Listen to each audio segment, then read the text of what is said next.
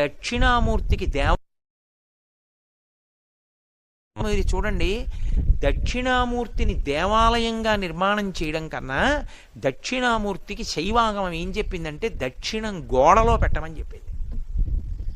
బయటకు కూడా పెట్టకుండా అది ధ్యాన మంటపం అయితేనే బయట పెడతారు మూర్తిని.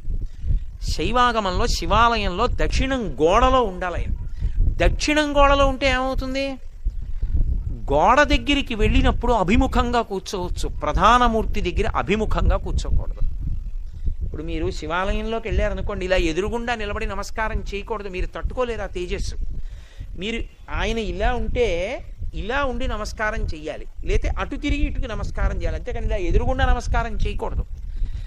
దక్షిణామూర్తి దక్షిణం గోడలో ఉన్నారనుకోండి, ఇప్పుడు ఆయన దక్షిణాన్ని చూస్తూ ఉంటారు, మీరు ఎదురుగుండా కూర్చోవచ్చు, గోడలో ఉన్నారు కాబట్టి. ప్రధానమూర్తి కాదుగా, కూర్చుని